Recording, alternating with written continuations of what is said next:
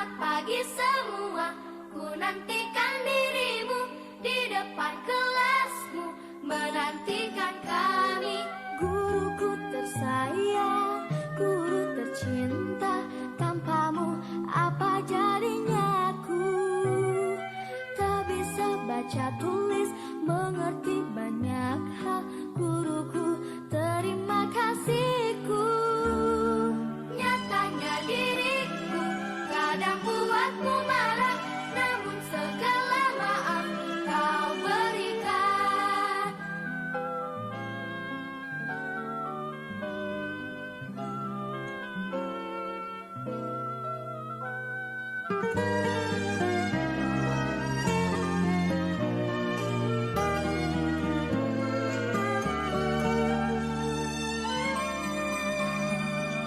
Selamat pagi semua.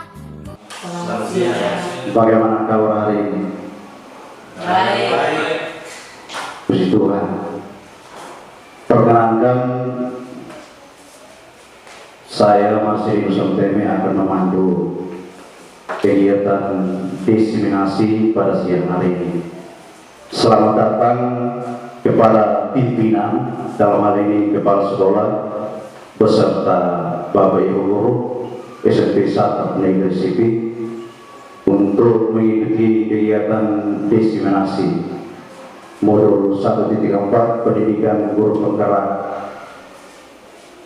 dengan materi budaya positif. Yang terhormat Bapak Kepala Sekolah SMP 1 Negeri Sipi, yang saya hormati Wakil Kepala Sekolah SMP 1 Negeri Sipi, dan juga saya hormati Bapak Ibu Guru SMP 1 Negeri Sipi. Pertama-tama, marilah kita panjatkan puji dan syukur kehadirat Tuhan Yang Maha Esa karena atas berkat dan rahmat-Nya sehingga pada siang hari ini kita berada di tempat ini guna mengikuti kegiatan diseminasi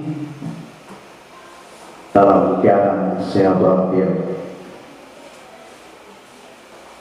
Marilah kita mengawali kegiatan pada siang hari ini dengan doa yang akan dipimpin oleh Ibu Vero. Waktu dan tempat saya berikan.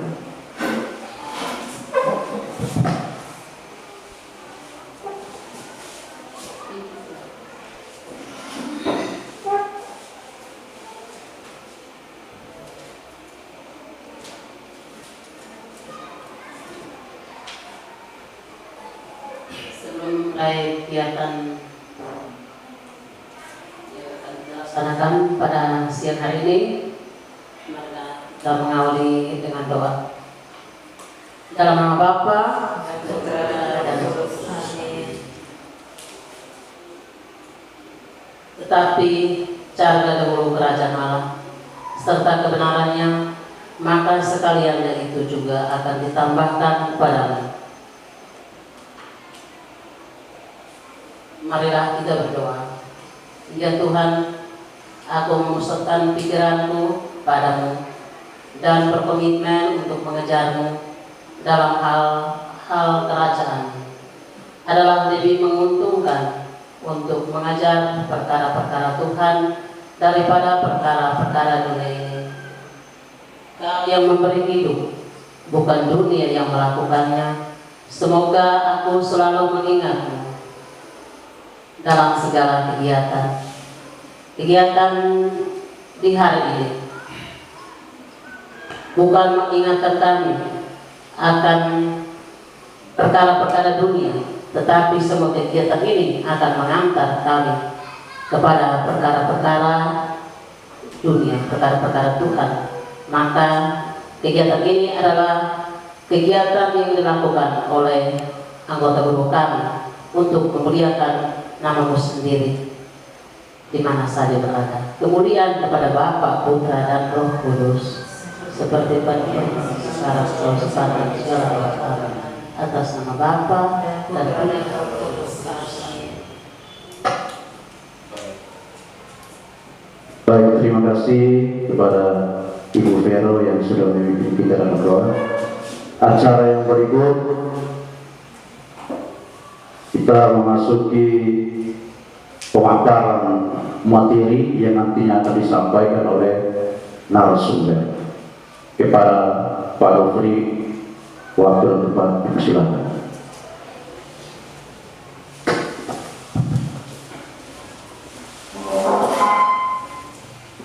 Baik, terima kasih untuk kesempatan yang diberikan kepada saya. Sebelumnya, selamat siang untuk kita semua. Yang terhormat Bapak Hieronymus Nicolau SPD selaku Kepala Sekolah SMP Satan Negeri Sipi, yang saya hormati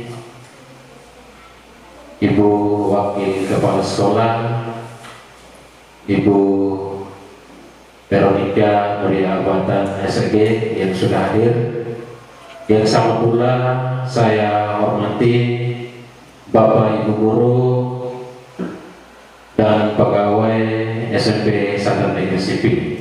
Singkatnya, hadirin yang saya muliakan, sekali lagi selamat siang untuk kita semua. Selamat siang. Pada tempat yang pertama, saya mengajak kita sekalian untuk menaikkan puji dan syukur kehadirat Tuhan Yang Maha Kuasa, karena atas rahmat dan bimbingannya kita dipertemukan di tempat ini guna mengikuti kegiatan diseminasi aksi nyata modul 1.4 materi budaya positif. Dalam kegiatan ini, saya selaku calon guru penggerak angkatan 7 dari Kabupaten TTU akan menyebarkan pemahaman dan pengalaman budaya positif yang sudah kami dapat pada modul 1.4, dan ini adalah salah satu tugas aksi nyata, tugas yang terakhir untuk modul 1, yaitu modul 1.4. Pada tempat yang pertama, saya mengucapkan selamat datang Bapak Ibu Guru hebat. Kenapa saya mengatakan Bapak Ibu Guru hebat? Karena kita yang hebat, makanya anak-anak bisa menjadi manusia yang berguna.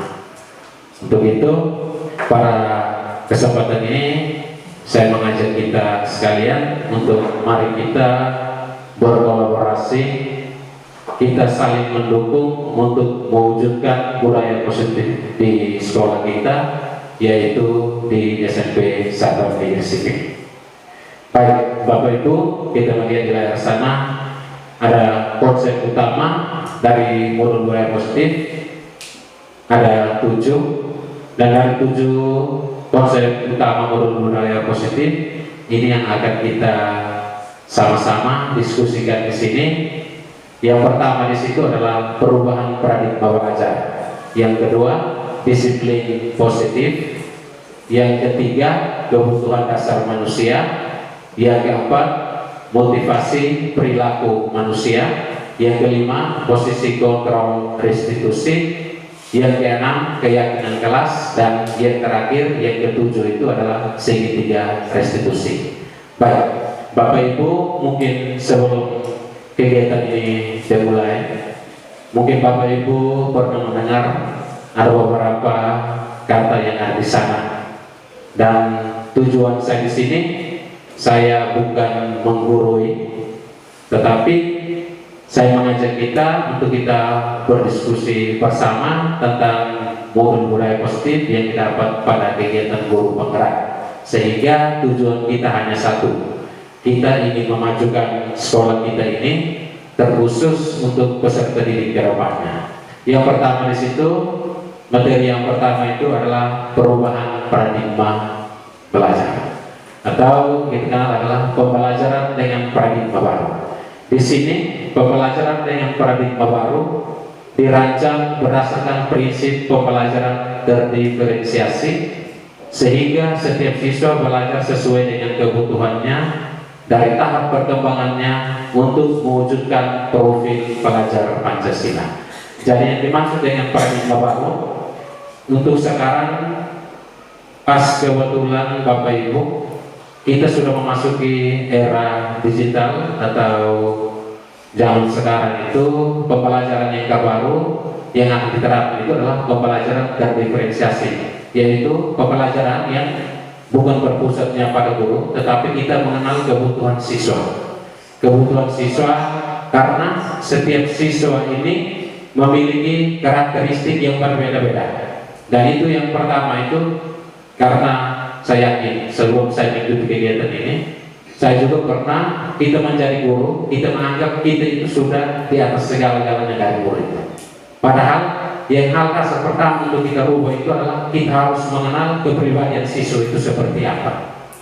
Dan yang berikut, tujuan dari semua untuk kita mewujudkan profil pelajar Pancasila. Jadi untuk profil pelajar Pancasila itu ada beberapa nilai. Yang pertama itu adalah beriman dan bertakwa kepada Tuhan Yang Maha Esa. Beriman dan bertakwa kepada Tuhan Yang Maha Esa. Itu mungkin yang kita sudah lakukan setiap pagi sebelum kita masuk ke kelas, kita doa pagi. Kemudian di dalam kelas ketika guru yang mau mengajar, sebelum mulai dengan pembelajaran diawali dengan doa. Dari itu yang menjadi hal dasar satu yang kita akan lakukan setiap hari.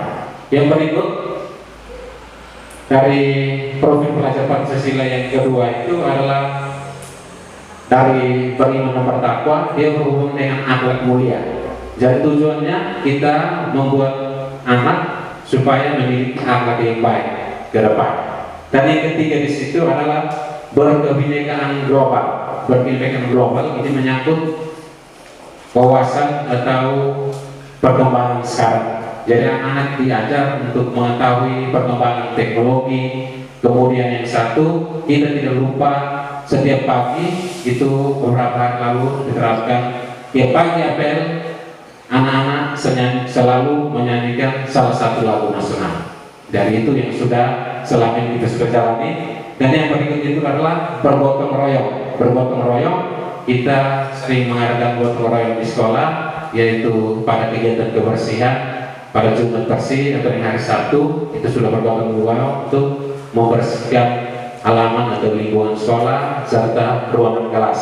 Dan yang berikut itu adalah mandiri. Dan di sini adalah salah satu nilai dari profil pelajar Pancasila itu adalah nilai mandiri.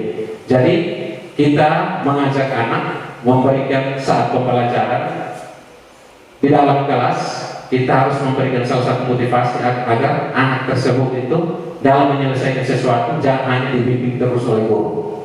Ada saatnya dia bisa mandiri dalam belajar. Contohnya zaman sekarang adalah perkembangan, dia bisa mandiri untuk mencari informasi atau tugas atau materi dari internet. Itu adalah salah satu bagian dari profil pelajar Pancasila. Dan yang berikut di situ adalah bernalar kritis. Dan kita mengajak anak untuk mempunyai pikiran yang kritis. Pikiran yang kritis ini dicontohkan pada saat sekarang ini adalah kalau materi itu yang berhubungan dengan soal AKM. Soal AKM ini kan kita kalau dulu menyusun soal, dia itu langsung pada ini. Tetapi saat soal AKM kan masih di dalam bentuk cerita. Kemudian melatih anak untuk dia berpikir, ini soal ini saya tuangkan di jawaban jawabnya seperti apa. Nah, itu adalah salah satu dari nilai profil pelajar Pancasila. Dan yang terakhir itu adalah kreatif. Di sini kreatif sudah muncul banyak di sekolah kita, di mana banyak anak-anak sudah kreatif, bahkan demi bakatnya masing-masing. Kita pernah mewakili sekolah sampai di tingkat kabupaten dan juga ada yang mewakili sampai di tingkat provinsi. Kita berikan aplaus dulu untuk anak-anak kita, luar biasa. Baik, itu beberapa hal yang terkait dengan pembelajaran dengan paradigma baru. Yang berikut, materi yang berikut itu adalah disiplin positif. Baik, mungkin kita pernah dengar untuk materi kata disiplin positif ini bukan hal baru yang kita terapkan di sekolah. Ini bukan hal baru bagi kita, karena sebelum dengan saya mengikuti kegiatan ini, disiplin kita sudah menerapkan di sekolah ini. Yang pertama, dalam budaya kita di sini, makna kata disiplin itu dimaknai menjadi sesuatu yang dilakukan seseorang pada orang lain untuk mendapat kepatuhan. Kita cenderung menghubungkan kata disiplin dengan ketidaknyamanan. Maksudnya seperti ini, Bapak Ibu Guru. Kadang-kadang kata disiplin ini kita cenderung membuat suatu aturan yang membuat anak itu tidak merasa nyaman. Padahal disiplin positif itu bukan tujuan arahnya untuk membuat anak tidak merasa nyaman. Yang kedua, sebagai pendidik, tujuan kita adalah menciptakan anak-anak yang memiliki disiplin diri sehingga mereka bisa berperilaku dengan mengacu pada nilai-nilai kebajikan universal dan memiliki motivasi intrinsik bukan ekstrinsik. Jadi kita sebagai pendidik kita memiliki satu tujuan. Sekiranya disiplin positif itu adalah motivasi yang datang dari dalam. Kata intrinsik berarti dari pribadi. Kalau ekstrinsik, jangan sampai anak mau mengikuti disiplin atau aturan di sekolah, dia harus dipaksakan. Atau jangan sampai dia takut untuk mengikuti aturan, jangan takut nanti kalau tidak disiplin di sekolah, saya nanti kena sanksi seperti itu. Jadi kita berharap mudah-mudahan nanti kita terapkan di sekolah kita dengan adanya disiplin, anak-anak setiap pribadi dia dari atas kemauan sendiri tanpa ada paksaan dari orang lain. Jadi dari hal tersebut maka dikatakan bahwa disiplin positif merupakan salah satu cara penerapan disiplin yang bertujuan untuk menumbuhkan kesadaran serta memberdayakan anak untuk melakukan sesuatu tanpa sogokan, ancaman maupun hukuman. Jadi itu inti dari disiplin positif. Yang berikut, materi yang berikut adalah kebutuhan dasar manusia. Ini secara umum Bapak Ibu, tetapi kita kaitkan kebutuhan dengan dasar untuk murid kita di sekolah. Yang pertama, ada 5 kebutuhan dasar manusia. Kebutuhan yang pertama itu adalah kebutuhan bertahan hidup. Kebutuhan bertahan hidup ini yang kita kenal kalau dalam kehidupan sehari-hari, artinya makan minum. Kalau tidak ada makan minum, berarti yang namanya bertahan hidup tidak ada. Kalau di sekolah kita kaitkan dengan siswa, kita contohkan di sini. Ketika dalam pembelajaran Bapak Ibu, dalam pembelajaran kita di dalam kelas, seandainya kalau ada anak yang mungkin karena pagi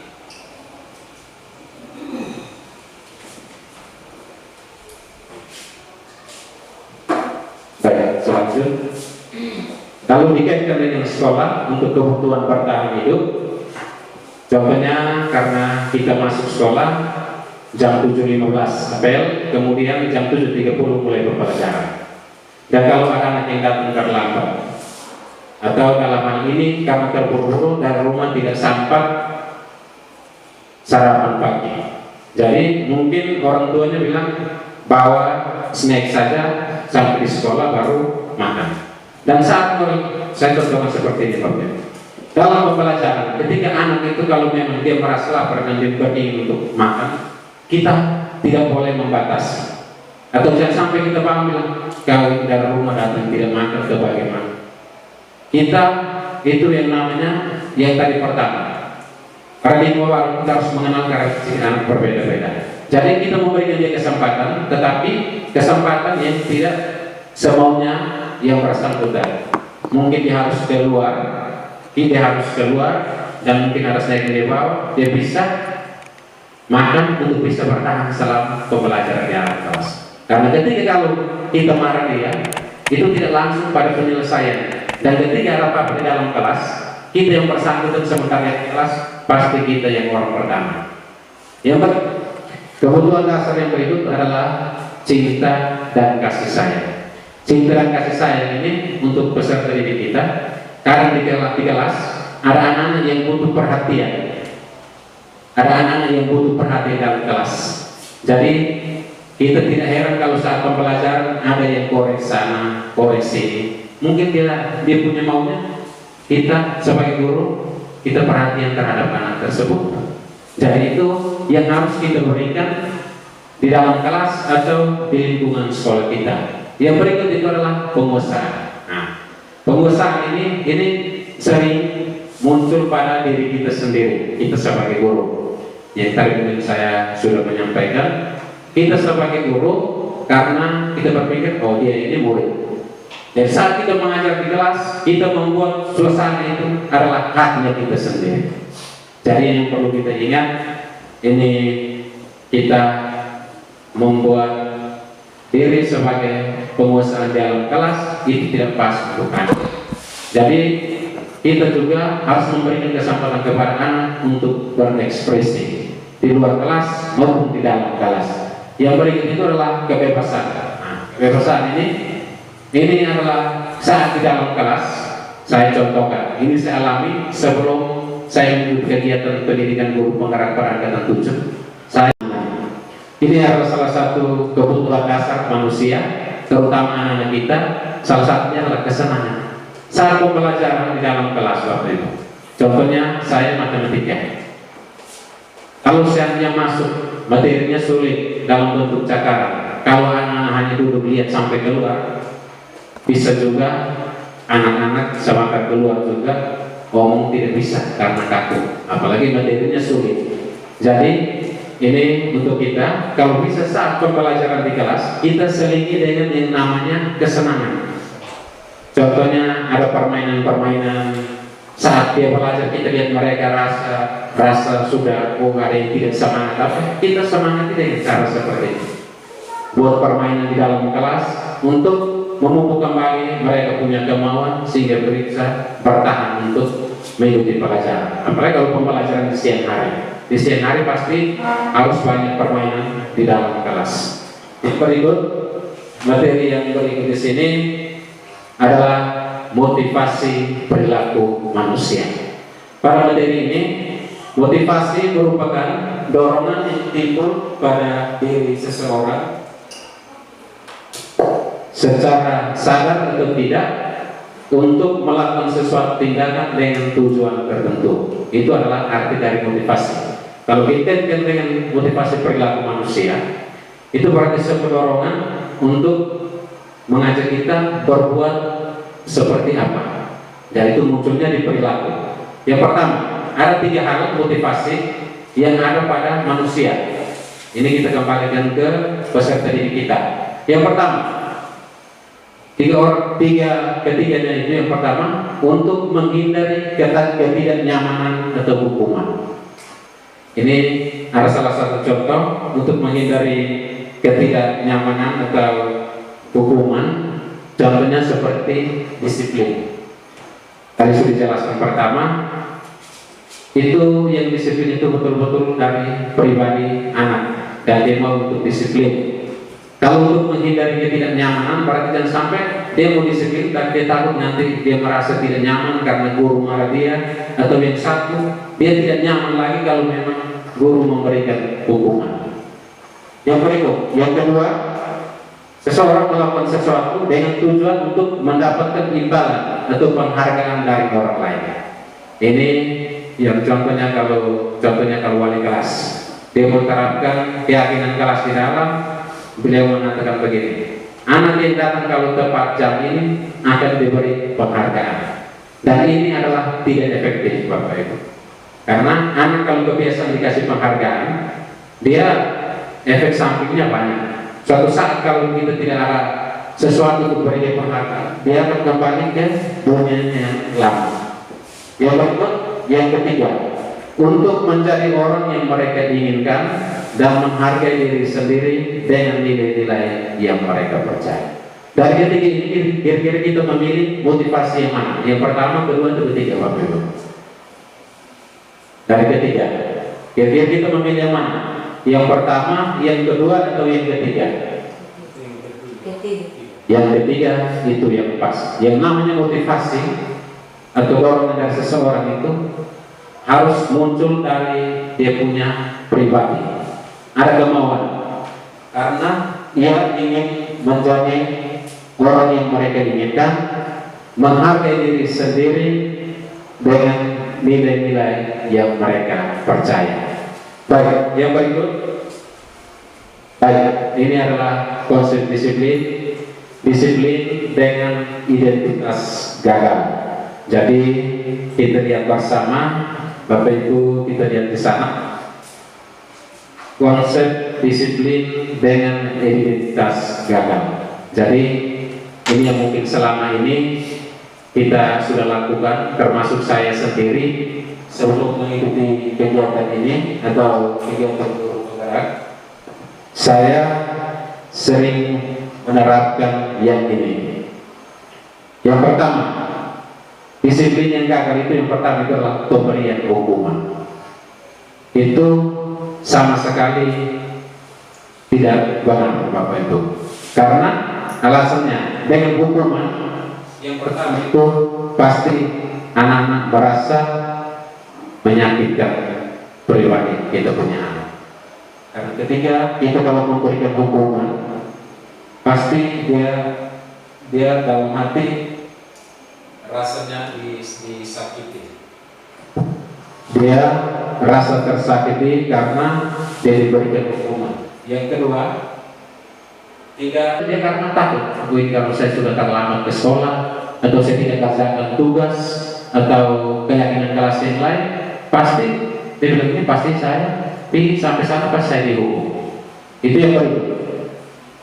Yang selanjutnya itu adalah memaksa. Tanpa kita sadar, kalau kita memberikan hukuman kepada anak itu kita memaksa. Saya kasih contoh seperti ini. Anak tidak mengerjakan tugas, tetapi kita langsung suruh berlutut. Karena itu kan secara tidak langsung kita suruh memaksa anak untuk melakukan hal yang seperti itu. Karena penyelesaian masalah yang kita lakukan tidak menyelesaikan masalah yang tidak mengerjakan tugas, tapi kita alihkan ke yang lain. Itu adalah salah satu akibat dari hukuman, itu adalah memaksa. Yang berikut, murid menyembunyikan kesalahan. Ketika kalau kita memberikan hukuman, pasti dia berbohong untuk guru. Contohnya seperti ini. Kenapa tadi malam tidak dikerjakan tugas, teman-teman lain kerjakan tugas dan kamu tidak? Pasti tidak sampai alasan seperti ini. Tadi malam saya bekerja tugas hanya karena saya punya orang tua ada sakit. Orang tua ada sakit, jadi saya dibeli orang tua dan saya bantu orang tua untuk karena dia sakit dan saya belikan obat, terakhir saya lupa kerja tugas. Padahal di rumah dia punya orang tua tidak sakit. Secara tidak langsung, karena dia takut nanti dihukum, makanya dia harus bohong sudah. Dia harus tipu kita sebagai guru. Jadi itu adalah konsep disiplin dengan identitas yang gagal. Kalau kita memberikan hukuman, yang berikut, salah satu konsep yang gagal, disiplin yang gagal itu adalah penghargaan. Karena ketika kita memberikan penghargaan untuk anak itu tidak efektif. Tidak efektif maksudnya ada baik dan ada tidak baiknya. Dengan alasannya seperti ini. Ketika dia mau melakukan sesuatu, berarti dia berharap, oh nanti saya diberikan penghargaan. Jadi itu anggap saja kita sudah membiasakan anak tersebut. Jadi itu bukan dari diri sendiri, tetapi dia lihat, oh itu ada uangnya di sana. Oh nanti kalau saya disiplin, saya pasti dapat ini. Jadi itu tidak efektif kalau kita memberikan penghargaan. Yang berikut, merusak hubungan dalam hal seperti ini. Dia bersama dengan teman-teman akan saling sudah tidak akur lagi. Dalam hal ini pasti teman yang lain bilang, Pak ini hanya kasih penghargaan untuk ini, kami yang lain tidak. Atau bilang sebentar juga pas di luar dia bilang kita jangan bergaul dengan dia karena tadi dia sendiri yang dapat penghargaan yang dari itu Pak atau itu Ibu dan kita tidak. Jadi itu merusak hubungan antara anak tersebut dengan teman-teman yang lain. Yang berikut, mematikan kreativitas siswa. Karena seperti ini, kalau kita sudah memberikan dia penghargaan, berarti dia tidak mau berbuat yang lebih dari yang dia buat. Karena dia bilang saya sudah buat begini saja, saya sudah dikasih penghargaan. Berarti dia akan mempakai sendiri sampai pada yang dia buat ini. Tidak ada hal baru lagi yang dia mau pelajari karena dia baru begitu saja sudah mendapatkan penghargaan. Jadi itu beberapa hal dia pasti tahu konsekuensinya ini. Jadi langsung tahu, anak-anak langsung tahu. Kita tidak pakai menghukum. Yang pertama, kita memberikan penguatannya secara langsung. Jadi anak melakukan kesalahan, kita langsung memberikan penguatan saat itu juga. Dan langsung pada masalahnya. Kita tidak pakai hukuman. Kalau pakai hukuman itu tidak langsung menyelesaikan masalah. Yang berikut, kita akan tetap memonitoring anak itu secara berkelanjutan. Dan yang berikut di situ adalah adanya stimulus respon. Saya contohkan seperti ini. Ketika kita saat pembelajaran, si A tanpa sengaja menjatuhkan tas si B. Dan itu kita langsung, dia karena melakukan stimulusnya, dia menjatuhkan tas, berarti dia harus tahu responnya, dia harus mengambil kembali tas yang sudah dijatuhkan. Jadi itu langsung pada masalahnya. Padahal soalnya anak bilang, saya sudah salah, sebenarnya saya harus minta maaf, tetapi langsung pada pokok permasalahan. Jadi dia membuat kesalahan, dia langsung memperbaiki dia punya kesalahan. Yang berikut, murid akan menghormati peraturan atau keyakinan kelas yang akan kita buat. Karena kita tidak menakutkan murid itu, kita tidak pakai kasih hukuman, jadi dia tidak takut. Yang berikut, murid langsung memperbaiki kesalahan. Contohnya yang tadi, ketika dia menjatuhkan tas temannya, secara tidak langsung dia langsung bangun dan mengambil kembali tas dari temannya tersebut. Atau secara tidak langsung dia menumpahkan air di atas meja.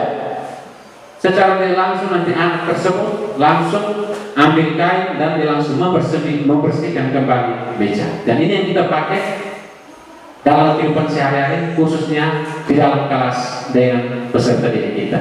Dan yang berikut, ada satu di sini adalah yang namanya restitusi. Restitusi dengan konsekuensi, restitusi tingkatannya lebih di atas. Yang pertama, murid akan bertanggung jawab atas perbuatannya. Jadi ketika dia buat salah, dia akan bertanggung jawab. Yang berikut, fokus pada masalahnya untuk memberikan pelajaran ke depannya. Jadi saat dia buat salah, kita harus fokus pada masalahnya yang dibuat apa, untuk kita menyelesaikan masalah. Kita jangan dia buat masalah, kita alihkan ke kita hukum, suruh dia berlutut, atau mungkin sampai kita pukul. Nah, itu kan bukan menyelesaikan masalah. Yang berikut, murid akan menghormati dirinya dan orang lain. Karena dia sudah tahu dia buat salah, dia akan menghormati diri sendiri, segera dia memperbaiki. Kemudian secara tidak langsung, orang yang dibuat salah, dia akan menghargai orang itu. Yang berikut, adanya teori kontrol, yaitu adanya kontrol dari guru terhadap murid tersebut. Dan yang berikut adalah restitusi, itu adalah murid akan bersemangat memperbaiki kesalahannya. Jadi untuk dia punya restitusi, nanti sesudah ini ada satu materi yang namanya segitiga restitusi, itu nanti dijelaskan lebih banyak. Jadi yang namanya bertanggung jawab itu kemana sih dia harus bertanggung jawab, itu nanti ada di cara penyelesaian menggunakan segitiga restitusi. Yang berikut, konsep disiplin kesalahan. Atau kita menanyakan, mungkin dia membuat kesalahan ini kan tidak selamanya anak buat kesalahan itu seenaknya saja, pasti ada dia punya sebab. Jadi kita menanyakan kenapa kok sampai orang seperti ini. Nah, itu nanti dibahas khusus pada satu materi yang namanya segitiga restitusi. Yang berikut, ciri restitusi yang berikut adalah mencari kebutuhan dasar siswa. Tadi kita sudah mempelajari kebutuhan dasar manusia. Ketika anak buat kesalahan, kita jangan langsung menghukum atau marah, tetapi kita cari kira-kira ini penyebabnya seperti apa sih dia melakukan ini. Karena kita yakin saja mau melakukan sesuatu itu pasti ada sebab dengan akibat. Ada dia punya sebab, dan akibatnya dia membuat kesalahan. Yang berikut lagi, ciri-ciri restitusi yang berikut itu adalah fokus pada karakter. Jadi dia fokus ke karakter. Yang terakhir, ciri-ciri restitusi yang terakhir adalah fokus pada solusi. Jadi dia tujuannya untuk mencari jalan keluar dari masalah tersebut.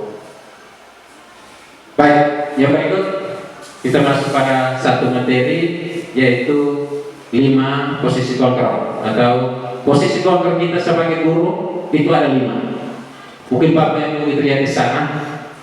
Yang pertama itu adalah penghukum, yang kedua itu adalah pembuat rasa bersalah, yang ketiga itu adalah sebagai teman, Dan yang keempat adalah sebagai pemantau, dan yang terakhir itu adalah sebagai manajer. Ini kita bertanya sedikit Bapak Ibu.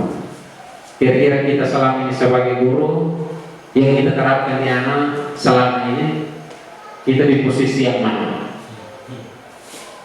Ini karena memang kita sama. Saya juga karena mendapatkan materi ini saat mengikuti kegiatan pendidikan guru penggerak. Tetapi yang sebelumnya kita sama. Mungkin selama ini kita pakai lebih beratnya kemana? Teman. Untuk ibu wakil sebagai teman. Yang lain pasti kita buat yang pertama ya. Karena antara pertama dengan ketiga itu ada hubungan. Yang pertama di sana penghukum. Kalau kita sebagai penghukum, akibatnya yang tadi kita sudah lewati bersama. Karena sebagai penghukum tidak menyelesaikan masalah Bapak Ibu. Contohnya begini. Dalam penerapan sehari-hari, contoh penerapan 5 posisi kontrol. Contoh penerapannya seperti ini. Ketika anak tidak mengerjakan tugas, kalau kita di posisi penghukum, pasti kata yang muncul seperti ini. Kamu tidak mengerjakan, silakan berlutut. Atau kamu tidak mengerjakan PR, sini. Nah ini saya kalau sebelum dulu belum ikutin kegiatan ini saya punya maunya seperti ini. Langsung sampai.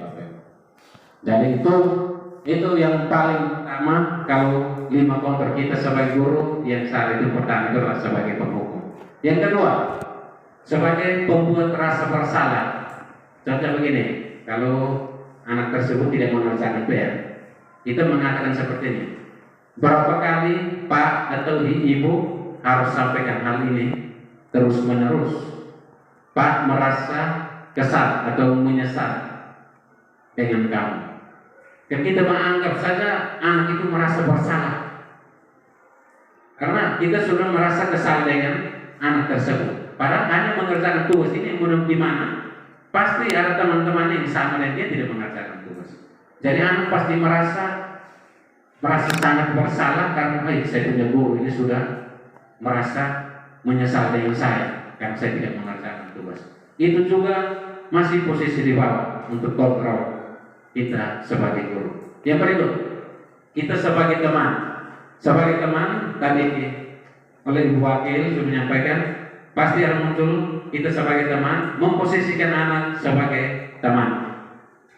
Muncul bahasanya seperti ini. Ayolah kerjakan tugas buat Pak bangga.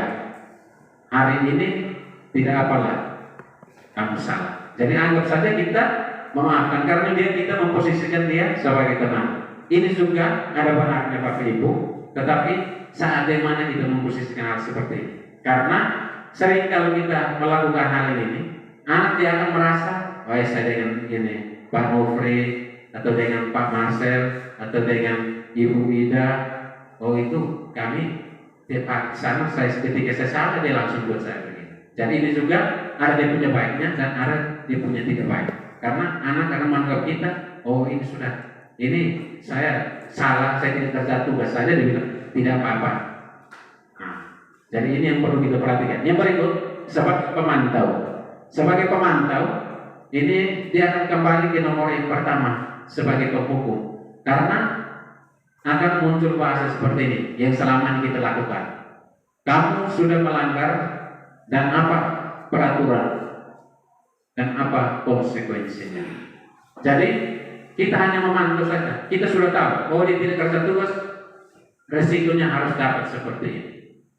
Jadi ini juga tidak efektif.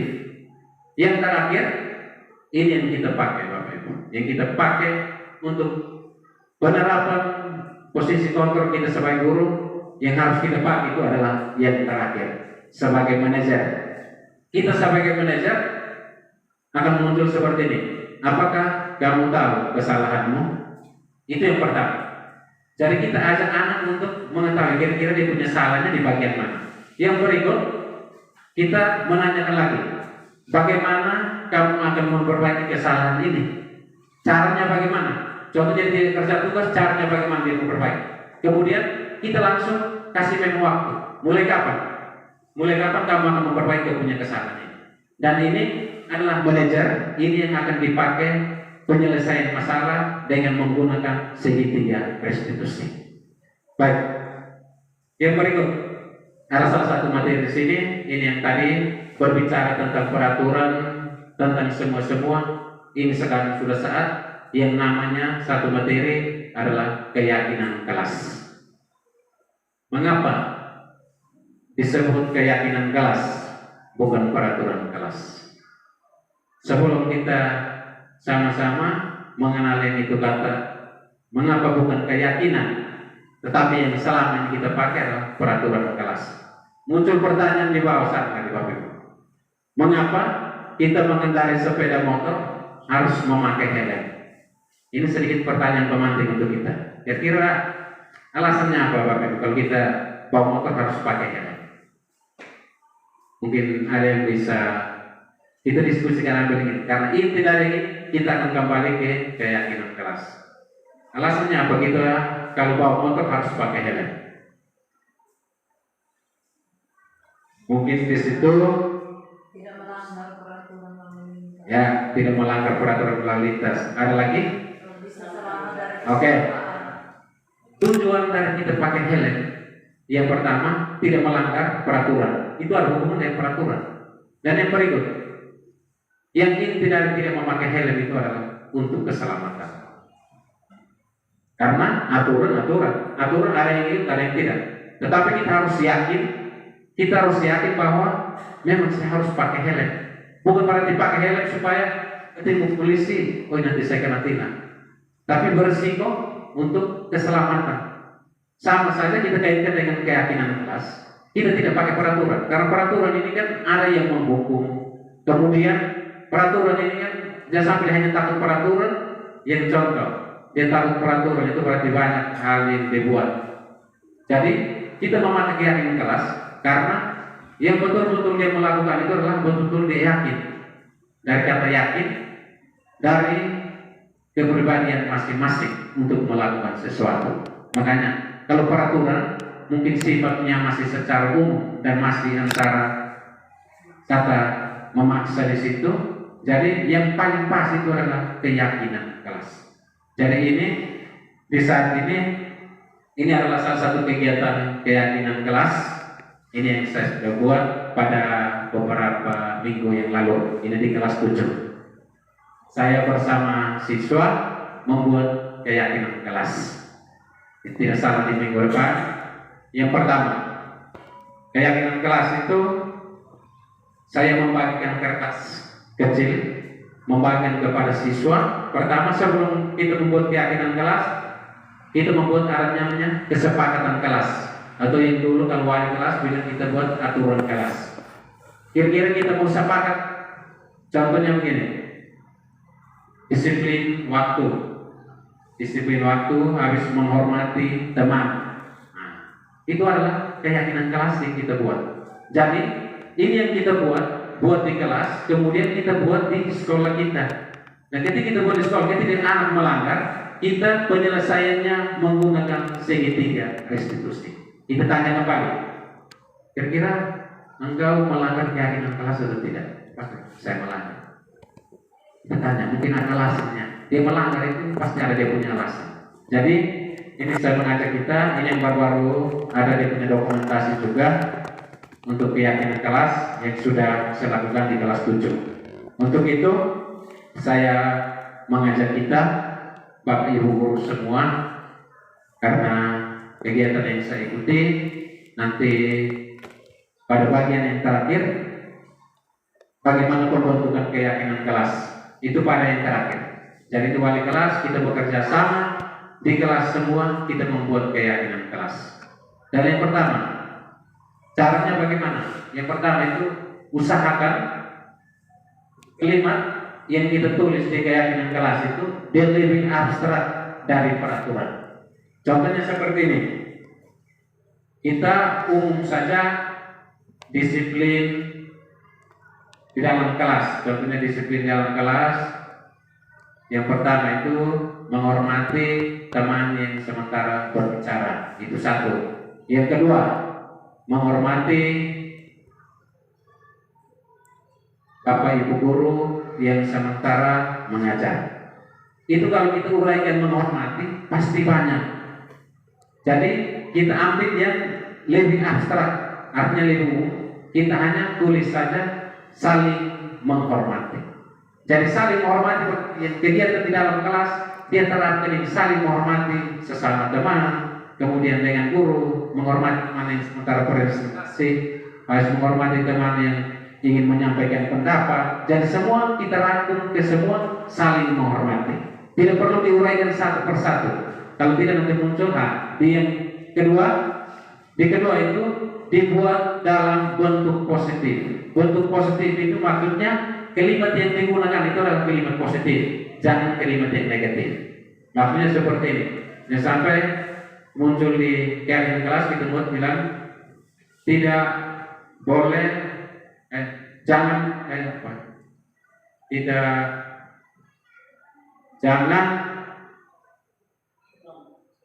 terlambat. Jangan terlambat. Kata jangan ini, kata jangan atau kata tidak itu adalah kata yang negatif. Jadi kita harus memakai kalimat yang positif.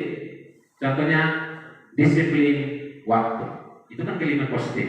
Kalau jangan terlambat, yang kata awal munculnya kalau jangan atau tidak, itu semua itu adalah kalimat negatif. Jadi nanti kita buat kegiatan kelas, kita memakai kalimat yang positif. Yang berikut, sedikit saja agar mudah diingat. Itu yang berhubung dengan yang tadi abstrak. Maksudnya begini, menghormati teman yang sementara presentasi, menghormati teman yang sementara kerja tugas, sementara itu kan banyak.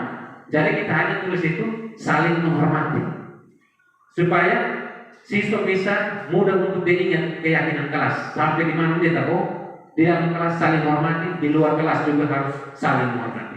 Nanti saling menghormati semua mau kaitan dengan apa? Itu intinya adalah saling menghormati supaya siswa juga dia mudah ingat. Di luar atau dia ketika tanya ke asing kelas saling menghormati, disiplin. Itu umum.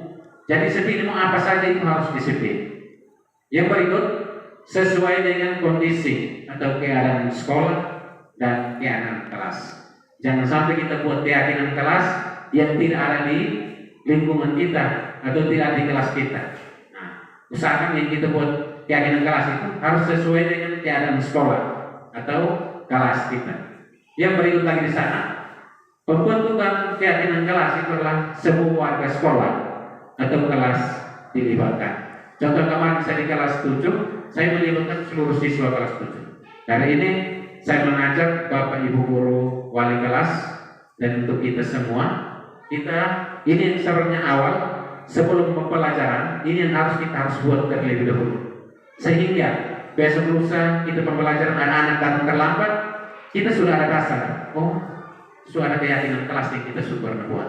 Kita ikuti dan cara penyelesaiannya menggunakan segitiga restitusi. Jadi itu beberapa cara pembentukan ini nanti akan tidak lanjuti karena supaya ketika kalau anak melanggar atau membuat kesalahan kita ada dasar. Dan sampai kita tidak pernah ada keyakinan kelas yang awalnya kita harus sepakat, kalau anak melanggar atau tidak mengikuti yang ini, kita langsung kasih dia hukuman, kan tidak ada dasar. Dasarnya kan kita sudah berbuat keyakinan kelas, tetapi kita tidak menuju ke dia punya hukuman. Ada dia punya cara untuk penyelesaian. Baik, kita lanjut. Materi yang berikut, ini adalah segitiga restitusi. Bapak Ibu, kenapa pada materi dinamakan segitiga restitusi? Kita melihat dari gambar yang ada, ini adalah gambarnya berbentuk segitiga. Ini adalah segitiga restitusi.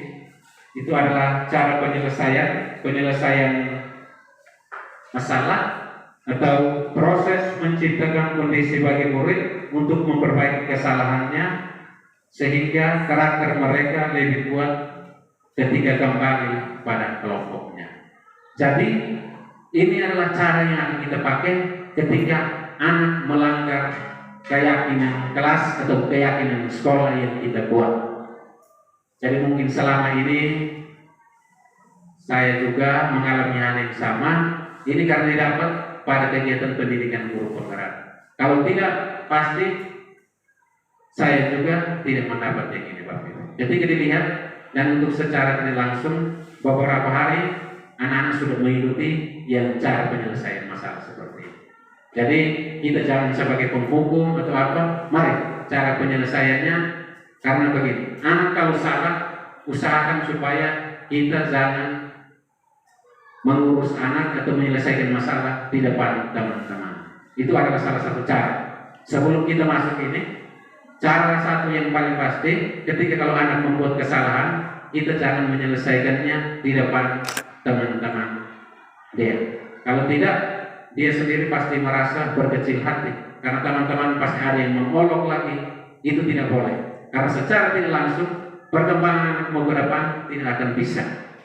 Yang pertama, jadi dinamakan segitiga restitusi karena bentuknya berbentuk segitiga.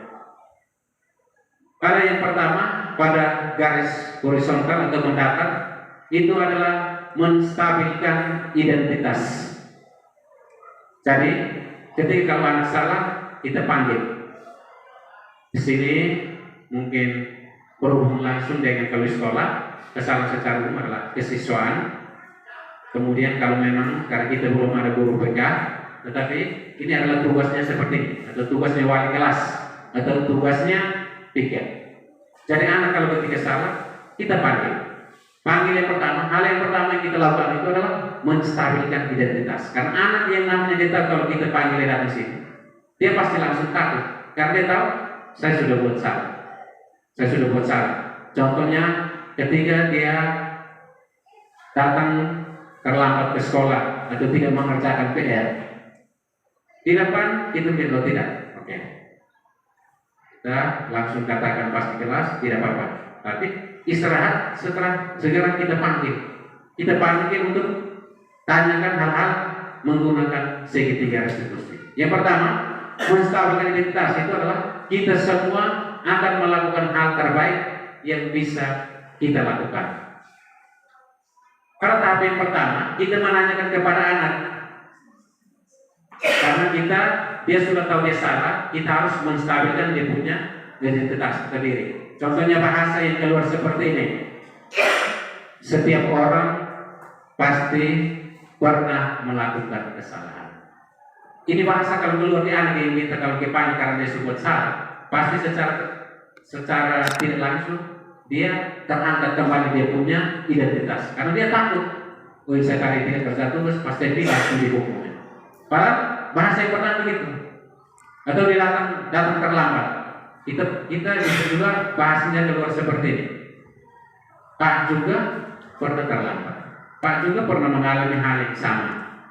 Biasa Pak datang ke sekolah juga terlambat, atau Pak masuk mengajar juga biasa terlambat. Secara tidak langsung dia merasa, oh ternyata saya tidak dimarahi, tapi Pak juga pernah terlambat. Nah, itu cara yang pertama yang harus kita pakai. Yang berikut, cara yang kedua itu untuk kita menstabilkan dia punya identitas. Yang kedua itu adalah validasi tindakan yang salah. Nah, itu di garis miring dari bawah ke atas bagian kiri. Pada ini kita bertanya. Contohnya kalau tidak kerjakan tugas kita tanya, kamu pasti punya alasan kan? Kenapa tidak kerjakan tugas? Harus cari tahu untuk menyelesaikan masalah. Jangan karena tidak kerja tugas kita pukul. Kita pukul atau kita kasih hukuman, itu bukan menyelesaikan masalah. Itu bahkan membuat dia untuk merasa tidak nyaman, buat dia untuk lebih terpuruk lagi dari teman-teman. Kita masih tanya, pasti ada sebab. Kamu tidak kerjakan tugas ini pasti ada alasan kan? Nah, kita tanya, pasti dia kasih tahu. Tadi malam karena saya mungkin kemarin sekian bermain, kecapean langsung tidur atau apa, makanya tidak kerjakan tugas. Dan itu baru kita ambil kesimpulan di situ. Yang berikut di situ, kita mulai menanyakan keyakinan. Nah, ini yang kita kembali ke keyakinan sekarang. Kira-kira yang kamu buat ini melanggar keyakinan kelas atau tidak. Karena pernah disebut sama-sama dengan yang bersangkutan pasti tahu saya melanggar keyakinan kelas. Nah, habis itu kita kira-kira caranya bagaimana supaya kau tidak melanggar ini keyakinan kelas kami ini kerja tugas. Pasti dia bilang saya siap istirahat supaya malam saya bisa mengerjakan tugas. Atau kalau tidak terlambat, pasti malam karena tidurnya di atas jam 11, mungkin dia masih mete atau mungkin masih pegang HP, main game atau apa sehingga dia tidur telat, makanya bangun datang terlambat ke sekolah. Kita menanyakan itu semua. Kemudian ada muncul bahas seperti ini. Kira-kira kamu sekolah ini tujuan kedepannya kamu jadi orang seperti apa? Nah ini salah satu untuk memotivasi dia. Saya ingin menjadi orang yang seperti ini. Nah kalau begitu berarti yang tadi kamu keyakinan kelas yang dilanggar harus dirubah. Itu saya sudah pernah rasakan beberapa hari untuk anak-anak dan betul. Ketika hal itu kita lakukan untuk anak, saya yakin dia pasti mengikuti. Dan untuk ini nanti kita berdiskusi bersama mulai kapan kita melakukan ini untuk kemajuan anak-anak kita dan untuk sekolah kita. Baik, yang berikut penerapan segitiga restitusi. Baik, di sini saya ada video, ada dua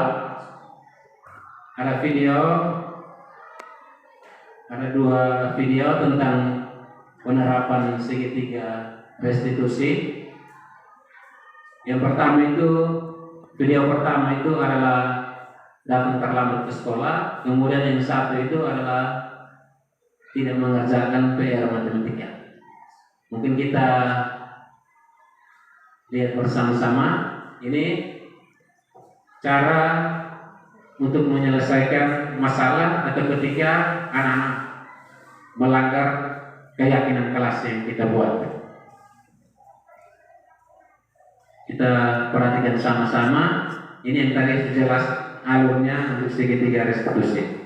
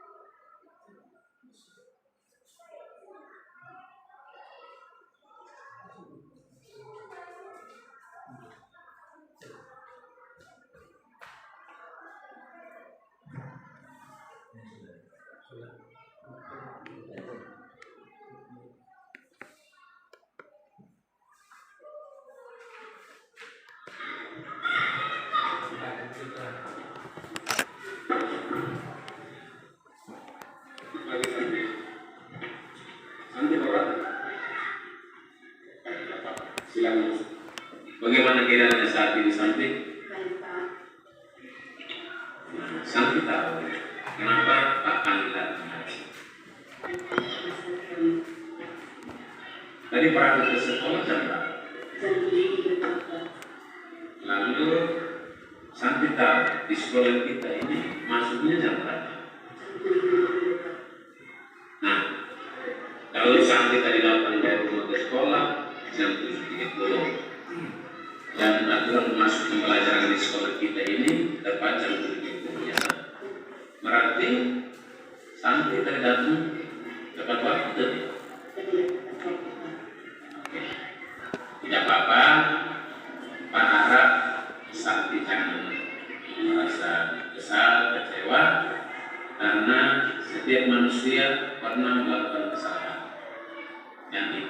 hal yang manusia ya. Pak juga pernah melakukan kesalahan, yaitu Pak pernah sekolah, bahkan pernah terlambat untuk masuk mengajar ke dalam kelas. Dan di sini Pak tidak mencari tahu mana yang benar dan mana yang salah ya.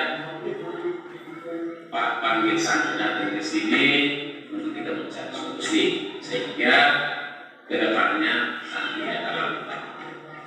Ngerti? Pak mau bertanya, yang pastinya Santi datang terlambat ini ada alasannya. Kira-kira alasannya apa? Pak yang kesian. Dari malam ada Santi buat apa sih dia Pak kesian?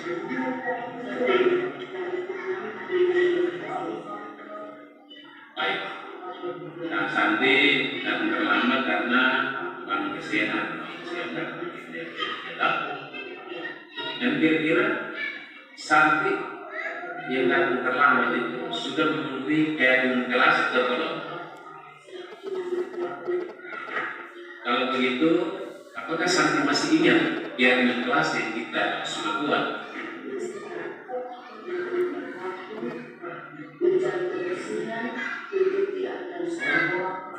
Oke, baik. Terima kasih. Kalau Santi masih ingat keadaan kelas kita, lalu bagaimana caranya agar Santi tidak dapat terlambat?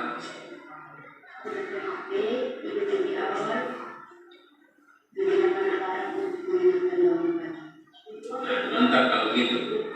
Kalau itu hal yang positif, mulai kapan? Santi lakukan. Oke, bagus. Biasa sekali ya. Santi sudah berusaha untuk menjadi yang lebih baik. Dan Pak doakan semoga Santi menjadi anak yang mematuhi peraturan sekolah ya. Dan juga disiplin terhadap waktu di mana pun Santi berada ya. Oke, sama-sama silakan pulang kepada kelas.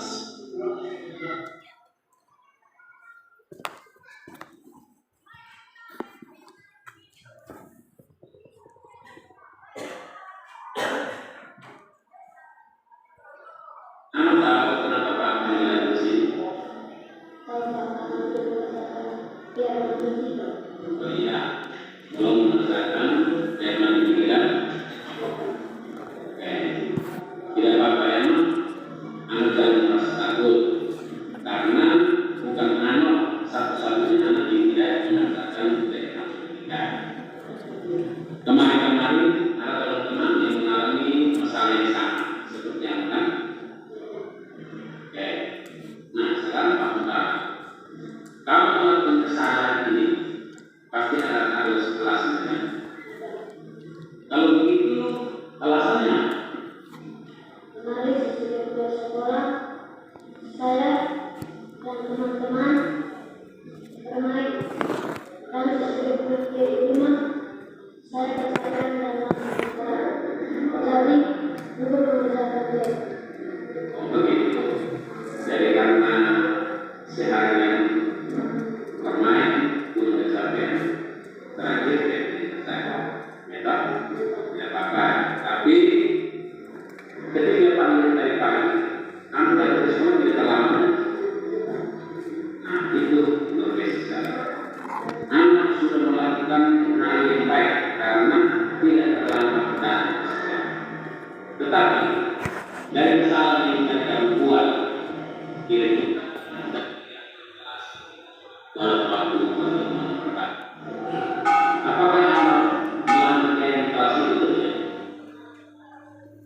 Kira-kira yang kelas seperti apa atau apa yang anak Saya tidak benar-benar rasa tanggung jawab terhadap dosa diri. kalau begitu sikap tanggung jawab itu menurut anak penting tidak? Saya tidak. Kalau begitu kira-kira apa yang melakukan anak ke depan untuk mengembangkan diri anak? Saya akan disiplin dan tanggung jawab dalam mengerjakan tugas saya. Bagus. Jika anak sudah memperbaiki, kira-kira anak ingin menjadi orang yang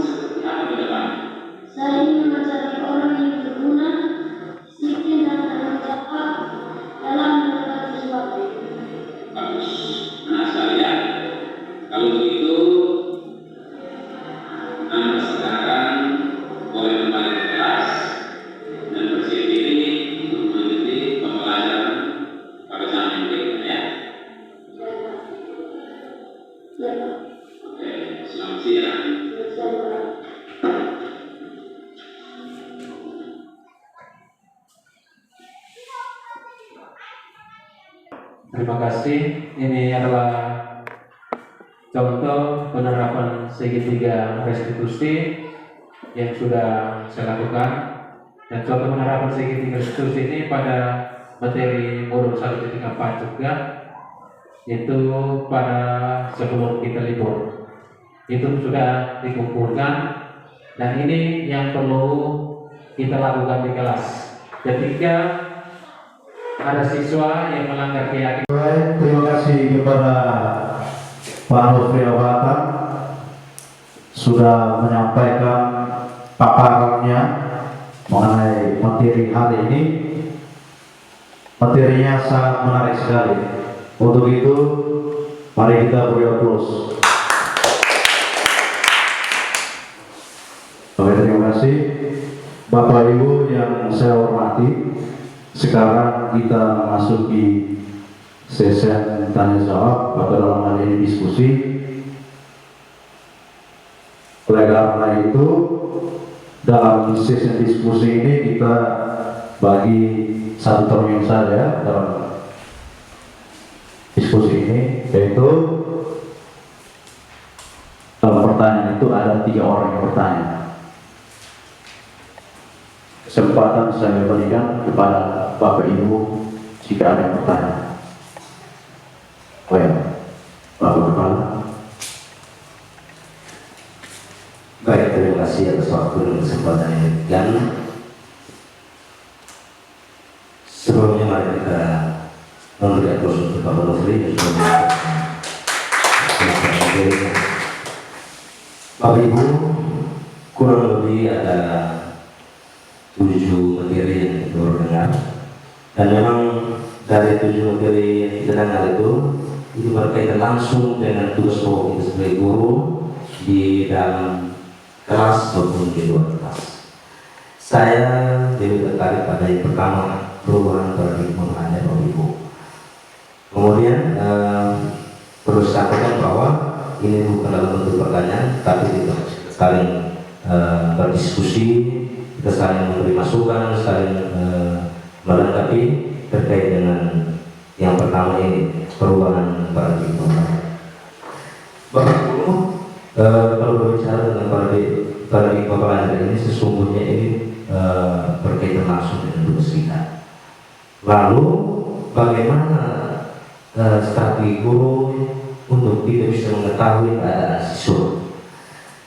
Tentunya Bapak Ibu, saya sangat tertarik dengan materi ini karena ini materi yang paling pas untuk kita, karena di dalam proses belajar mengajar itu siswa akan merasa senang, akan merasa untuk menerima kehadiran guru di dalam kelas apabila yang pertama itu kita sebagai guru harus mencari karakter dari setiap siswa. Itu hal yang pertama. Karena ketika kita tidak mengetahui karakter siswa, maka saya yakin bahwa pembelajaran dalam kelas itu tidak akan berjalan dengan baik. Lalu ketika kita tidak mengetahui karakter siswa, di situ nanti kita akan menyusun perangkat terutama RBP akan sesuai dengan karakter siswa itu. Kemudian ada juga selain dari perubahan paradigma belajar, ada banyak hal yang kita dengar terkait dengan kebutuhan dasar manusia. Itu di situ ada 5 hal yang saya lihat di situ, terlebih pada poin ketiga, penguasaan.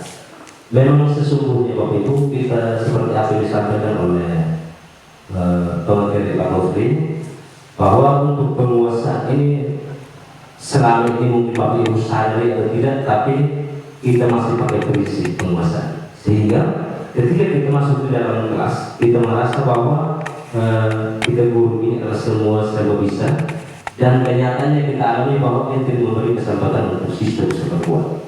Padahal sesungguhnya yang diharapkan sekarang itu adalah siswa harus lebih diberi kebebasan untuk berbuat, dan kita sebagai guru hanya bisa memfasilitasi. Kemudian ada lagi pada ada satu disiplin dengan identitas, dan Bapak Ibu memang ini terjadi untuk kita. Dan saya saat ini saya punya pribadi juga, saya sudah dengar tadi itu memang terjadi untuk kita. Sesungguhnya hal ini kita harus hindari Bapak Ibu. Saya baru ikut kegiatan PPG itu juga hal yang paling utama itu terkait dengan hukuman yang selama ini kita berikan kepada siswa itu sangat untuk saat sekarang itu tidak dipakai. Maka dari beberapa hal ini mari kita satukan, kita punya konsep ini untuk membangun sekolah kita.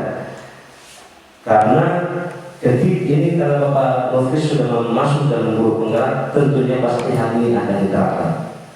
Lalu kita Bapak Ibu guru masih banyak yang belum ikut kegiatan ini. Yang kita mau antisipasi, jangan sampai dari siswa akan muncul pertanyaan, akan membuat perbedaan antara kita guru. Karena tentunya Pak Nofris akan selama ini nanti akan menerapkan materi yang sudah didapat. Lalu itu guru yang kita belum masuk pada guru penggerak ini baik sudah karena kita sudah mendapat materi ini dan kita harus lakukan persepsi untuk kalau bisa kita laksanakan berdasarkan apa yang kita dengar. Karena ketika kita tidak mengantisipasi ini maka saya yakin pasti akan muncul dari siswa akan membuat perbedaan guru.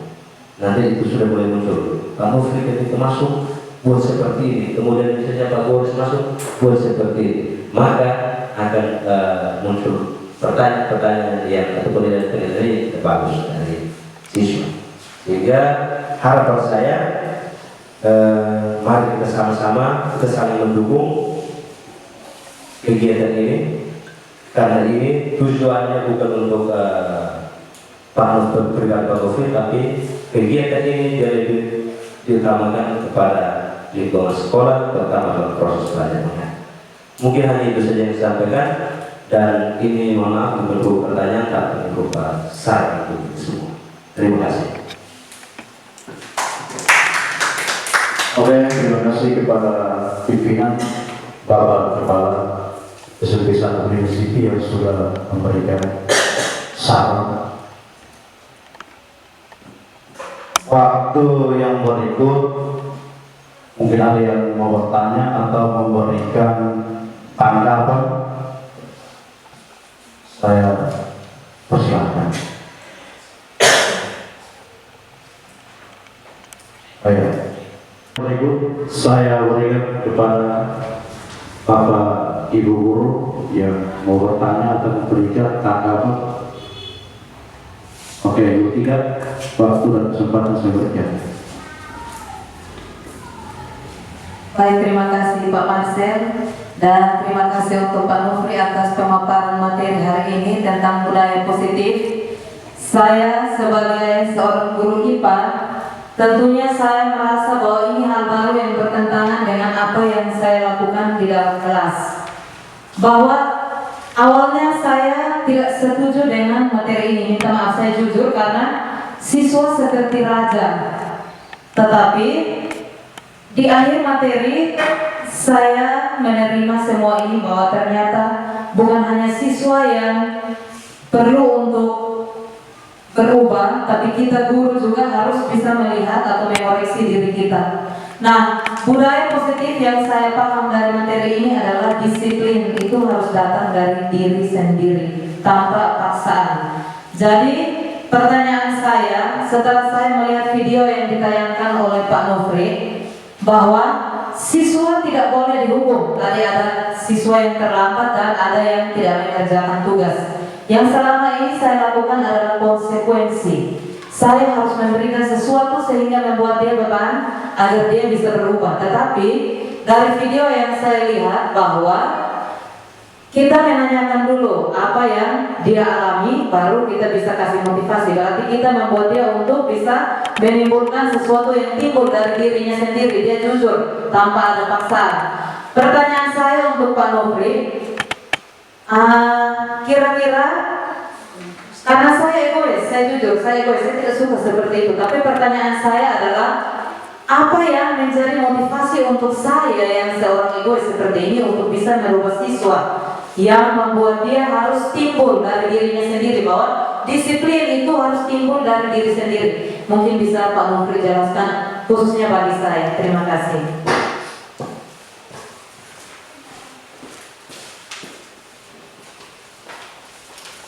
Baik, terima kasih kepada Ibu Tiga Martika Priyoboso.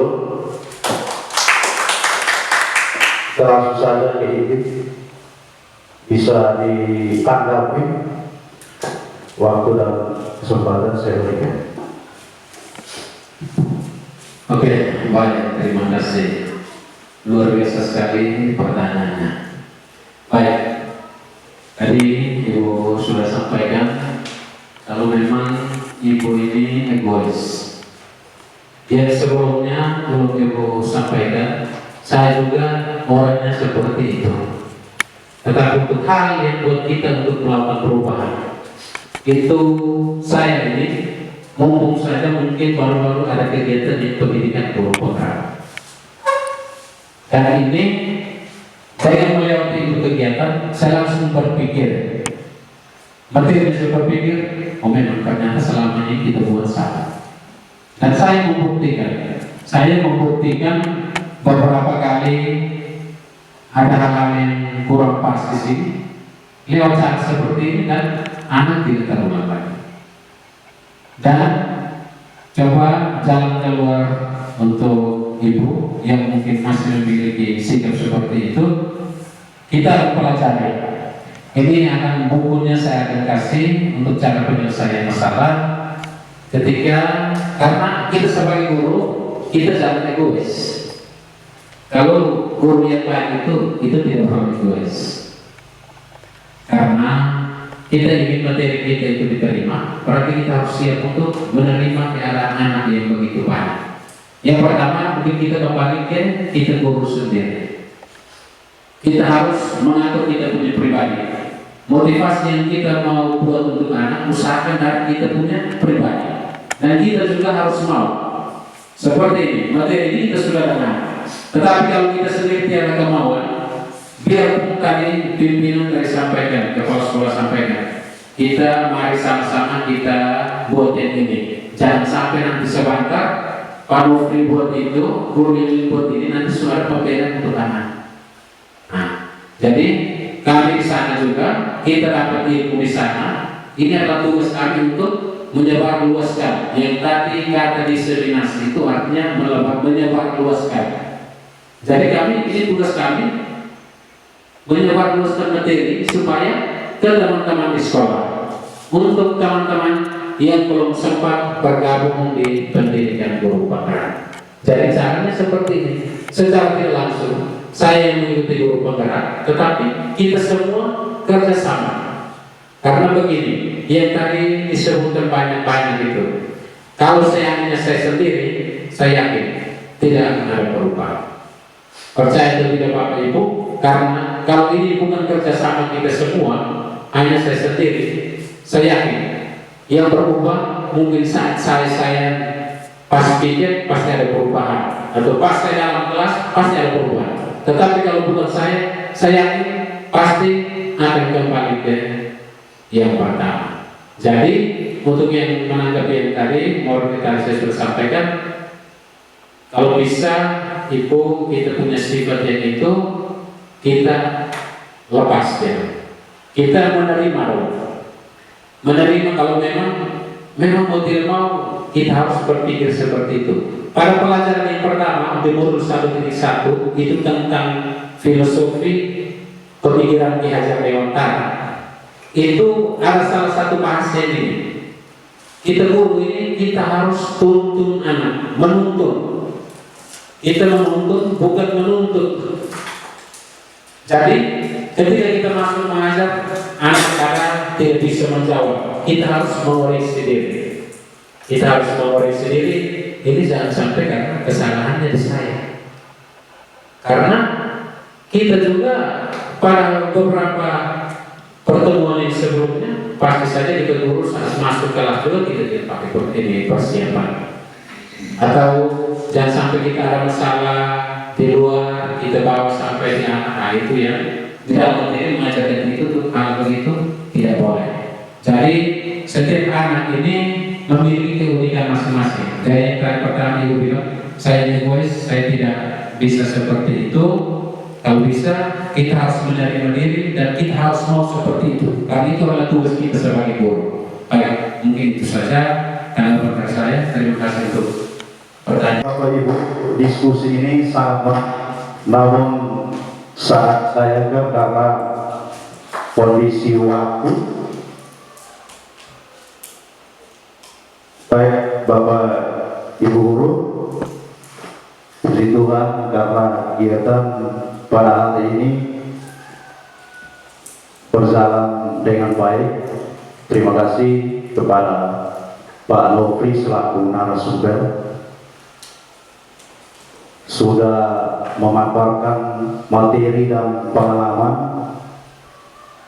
Mudah-mudahan Bapak Ibu guru tergerak hati dan kerjasama yang baik, membangun kerjasama yang baik guna membangun sekolah ini. Dan pada akhirnya saya Marsiri Nusanteme mengundurkan diri. Terima kasih pada Bapak Ibu guru. Selamat siang untuk kita semua.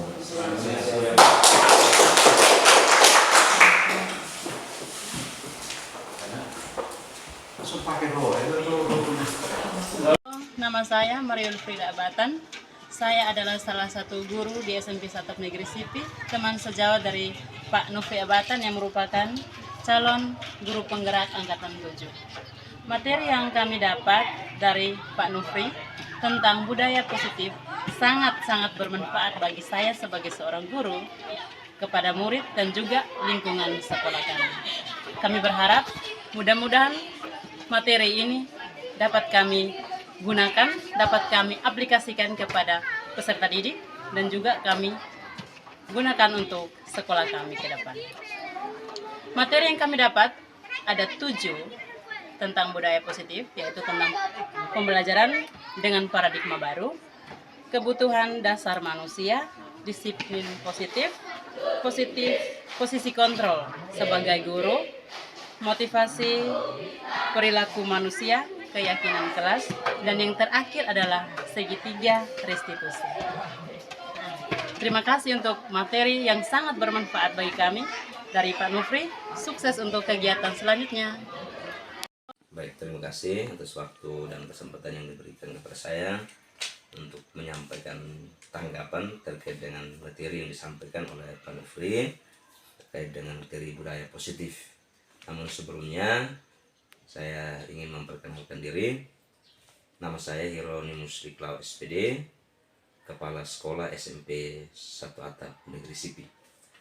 Terkait dengan materi yang disampaikan oleh Pak Nofri, yaitu tentang budaya positif, menyebarkan pemahaman dan pengalaman budaya positif di SMP 1 Negeri Sipi. Materi ini kurang lebih ada 7 materi. Dan setelah kita mendengarkan pemaparan dari Pak Nofri, materi ini sangat bermanfaat dan sangat berguna bagi kita, baik itu guru maupun siswa. Untuk itu harapan saya kepada Bapak Ibu guru, mari kita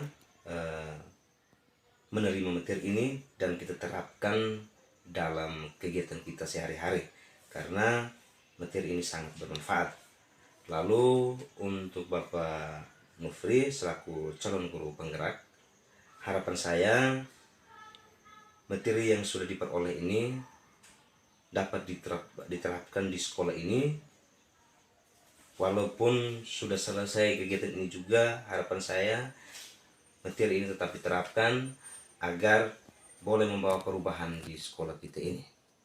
Mungkin ini saja tanggapan saya. Atas perhatian saya ucapkan terima kasih.